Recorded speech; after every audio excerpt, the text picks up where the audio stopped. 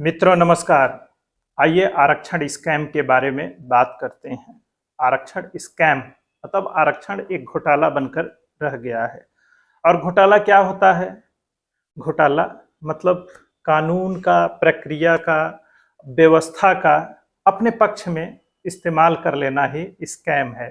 चाहे वह आप पैसा देकर करिए या अपने सातिर दिमाग के तौर तरीकों से करिए, कि वास्तव में जो अधिकार जिसे मिलना चाहिए था उस अधिकार से उसे वंचित कर दिया जाए। तो आरक्षण का भी हाल कुछ ऐसा ही है। अब नया आरक्षण जो पैदा हो गया है ईडब्ल्यूएस, यह भी एक घोटाला ही है, बाकी घोटालों की तरह। मतलब ईडब्ल्यूएस में आपकी कैटेगरी आपकी पिछले साल की इनकम के आधार पर तय होती है। आपकी इनकम मतलब आपके माता पिता की इनकम। तो आप एक साल का इनकम 8 लाख से कम जैसे ही दिखाएंगे, आप 8 लाख से कम वाली कैटेगरी में यानी ईडब्ल्यूएस की कैटेगरी में आ जाएंगे। इसी तरह ओबीसी की कैटेगरी है, उसमें क्रीमी लेयर भी है। आप कितने भी संपन्न हो जाइए, बस आपको क्रीमी लेयर से बाहर रहने के लिए अपनी इनकम कैसे भी करके और अपनी संपत्ति एक निश्चित दायरे में दिखा लेनी है। और कानून हमारी ऐसी व्यवस्था देता है कि जो वकील और तमाम उसके विशेषज्ञ हैं, सीए हैं, वो आसानी से यह कांड कर लेते हैं। अभी एक आईएएस ऐसे ही चयनित हुई थी और तमाम तरह से लोग ऐसे ही फायदा उठाते रहते हैं। तो सभी जाति, वर्ग, कम्युनिटी, परिवार में इस तरह की चीजें हो रही हैं और एक संपन्न तबका हर जाति और वर्ग में तैयार बैठा है जो सब कुछ अकेले हजम कर लेता है। आपको टीवी और मीडिया में ये जो पॉलिटिशियन दिखाई देते हैं जो अपने परिवार का बिजनेस चला रहे हैं, वही परिवार प्राइवेट लिमिटेड, किसी एक पार्टी का नाम लेने की जरूरत नहीं है। आप अपने आसपास के नेताओं को देख लीजिए वो विधायक हो, सांसद हो, पार्षद हो कि प्रधान हो, इससे कोई फर्क नहीं पड़ता है। अब और आगे बढ़िए, जुडिशरी में देखिए, वहां भी परिवारवाद चल रहा है। जज का बेटा जज बन रहा है, आईएएस का बेटा आईएएस बन रहा है, व्यापारी का बेटा तो व्यापारी बनेगा ही, क्योंकि वह तो उसका पुश्तैनी काम होता है।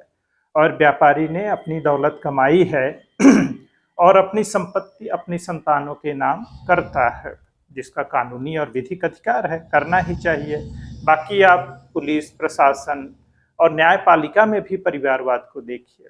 तो भाई उस व्यवस्था तक पहुंचने के लिए, वहां चयनित होने के लिए जिस तरह की योग्यता, काबिलियत, जुगाड़, पैसा, मतलब भ्रष्टाचार, ये भी काबिलियत ही है। अगर आपके पास नहीं है तो ये आपकी गलती है। बाकी आप समझदार हैं।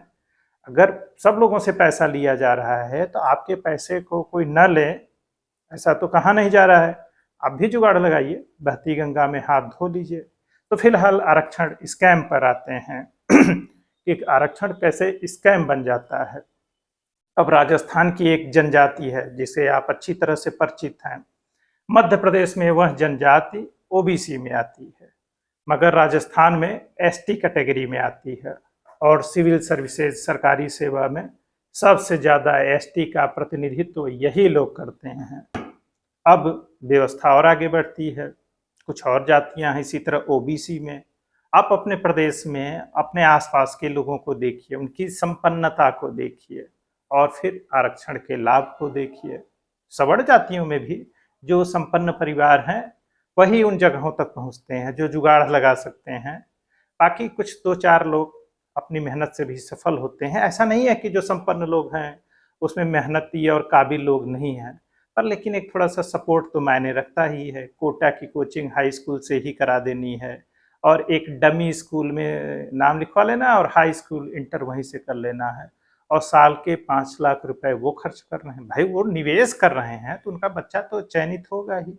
और इसमें एससी, एसटी, ओबीसी और अनरिजर्व वाले सब लोग आते हैं और सब इतने साधन संपन्न हैं कि वो कोटा में भेजते हैं। और जितनी मेडिकल इंजीनियरिंग की सीटें हैं उतने संपन्न लोग तो मिल ही जाते हैं देश में। तो ओबीसी, एससी, एसटी और ईडब्ल्यूएस में भी यही स्कैम चल रहा है कि हर कैटेगरी में वो जो संपन्न वर्ग है जो सारी मलाई खुद हजम कर रहा है, आगे आने वाली अपनी पीढ़ियों के लिए भी व्यवस्था सुरक्षित रखना चाहता है। अब सोचिए, आपने एक बार रिजर्वेशन ले लिया, आईएएस, पीसीएस, मेडिको, इंजीनियरिंग के फील्ड में आप बहुत अच्छा काम कर लिए, शहरों में रह रहे हैं, आपका रुतबा है, पावर है आपके पास, लेकिन तब भी आप पिछड़ा, दलित और आदिवासी का ठप्पा लगाए रखना चाहते हैं।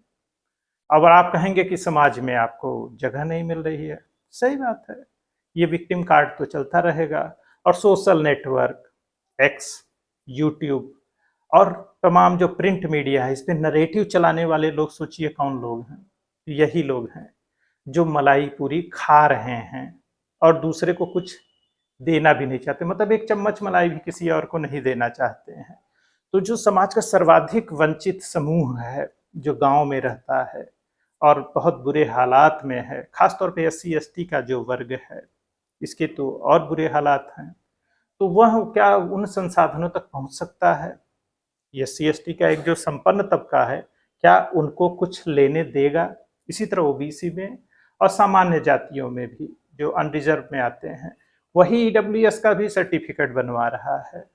तो पूरा आरक्षण एक घोटाले की तरह हमारे सामने आ जाता है, जहां सच में जो वंचित है, जिसको आगे बढ़ाने के लिए, समाज की मुख्य धारा में शामिल करने के लिए जो आरक्षण का कॉन्सेप्ट है, व्यवस्था है, उसका फायदा क्या सचमुच इस वर्ग को मिल पा रहा है? क्या इस पे बहस नहीं होनी चाहिए? और नए सिरे से कैटेगरीज और जातियों को किस समूह में शामिल किया जाए, इसका निर्धारण नहीं होना चाहिए? आखिर अगर 70 साल में संविधान लागू होने के बाद भी वह समूह शोषित और वंचित बना हुआ है, तो फिर इस व्यवस्था की समीक्षा क्या नहीं की जानी चाहिए? अब मेरी बात से लगेगा कि मैं आरक्षण का विरोध कर रहा हूं। नहीं, बिल्कुल नहीं। आरक्षण एकदम अच्छी तरह से लागू होना चाहिए, मैं यह बात कह रहा हूं। और जिस तबके तक यह पहुंचना चाहिए, वह उसे अधिकार मिलना चाहिए। अब सोचिए, सुप्रीम कोर्ट ने क्या कहा कि एक जो उच्च पदस्थ अधिकारी है, शहरों में रहता है, जिसके पास सभी संसाधन हैं, वो चाहे एससी एसटी से बिलोंग करता है, और एक दूसरा एससी एसटी जो गांव में रहता है, जिसके पास कुछ नहीं है, क्या वो दोनों के बीच कंपटीशन हो सकता है? तो जो तर्क दिया जाता था कि सामान्य जाति और एससी एसटी के बीच कंपटीशन नहीं हो सकता है, तो जो ब्राह्मणवाद है वह सभी जातियों में आ चुका है। हर जाति में एक अपना ब्राह्मणवाद है, और ब्राह्मणवाद ब्राह्मणों से नहीं है। ब्राह्मणवाद एक वर्चस्ववादी भावना है जो सभी जाति समूहों में पाया जाता है। आप सोशल नेटवर्क पे कमेंट करने वाले, गाली देने वाले लोगों को देखिए, नेताओं के व्यवहार को देखिए, वो किस तरह की बात और व्यवहार कर रहे हैं। तो उसके पीछे की जो उनकी मानसिकता है, क्या किसी से छुपी रह जाती है? वह किस तरह की घृणा से भरे हुए हैं, क्या इसमें कोई संदेह दिखाई देता है? वह उतनी ही नफरत भरे हुए हैं और एकदम जहर बुझे हुए लोग हैं। जिस तरह की भाषा और आक्रामकता का उपयोग कर रहे हैं, वह सिर्फ अपने वोट बैंक को बनाए रखने के लिए कर रहे हैं। आप अपने किसी जाति के नेता का नाम ले लीजिए, वह आपसे क्या कहता है, वह आपके लिए क्या कर रहा है, और फिर देखिए वह अपने लिए क्या कर रहा है। आप उसको वोट क्यों दे रहे हैं? क्योंकि मेरी जाति क्या है? पर हकीकत में उसने अपना करियर और परिवार सेट कर लिया है और उसी दिशा में वह आगे बढ़ रहा है। आप सवर्ण हैं, बैकवर्ड हैं, दलित हैं, आदिवासी हैं, इसके बाद भी आपका जो आपकी जाति का नेता है आपको क्या दे रहा है, और बदले में उसे आप क्या दे रहे हैं? आप अपने नेता के परिवार को देखिए, उसके बाद विधायक सांसद उसी का बेटा बेटी बन रहा है, और आप सिर्फ वोट हैं जहां आपकी कोई हैसियत नहीं है। और सुप्रीम कोर्ट ने एकदम सही कहा है। और ये जो एक्स पर और मूवमेंट चलाने वाले लोग हैं, वो दरअसल एससी एसटी ओबीसी या किसी और तरह के आरक्षण और वंचित को अधिकार दिलाने के लिए चिंतित नहीं है, वह अपनी और अपने परिवार को सुरक्षा को लेकर चिंतित हैं।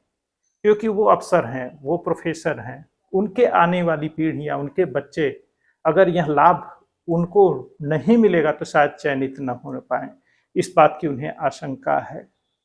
क्योंकि आरक्षण का लाभ वो लगातार लेते रहना चाहते हैं और उनके पास पैसा और संसाधन दोनों है।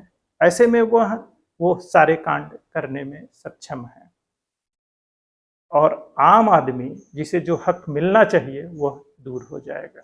तो आरक्षण की जो व्यवस्था पर सुप्रीम कोर्ट ने जजमेंट दिया है, तो इसको थोड़ा डिटेल में पढ़िए और बहुत से कानून के विशेषज्ञ हैं जो इसी यूट्यूब पर हैं और अच्छे से आपको समझा रहे हैं, उन्हें भी देखिए। बस अपनी जाति वाले नेता से सावधान हो जाइए, वह सिर्फ आग लगा रहा है और आपके अंदर जहर भर रहा है। तो थोड़ा तथ्यों को जानिए, समझिए और अपनी समझ को अपग्रेड करिए। आप किसी भी जाति से हो, कोई फर्क नहीं पड़ता है। आपका एकल संघर्ष ही आपको आगे बढ़ाएगा, आपका आत्मबल ही आपको कुछ देता है। तो जागिए और जागरूक होइए। नेताओं की जो आग बोने की परंपरा है उसे आंख खोल कर देखिए और जागरूक रहिए अपने अधिकारों को लेकर, अपने कर्तव्यों को लेकर। आप सब कुछ हासिल कर सकते हैं, इस बात में रंच मात्र भी संदेह नहीं है। इसी के साथ जय हिंद, जय भारत, वंदे मातरम। और आरक्षण को स्कैम बनने से रोकिए।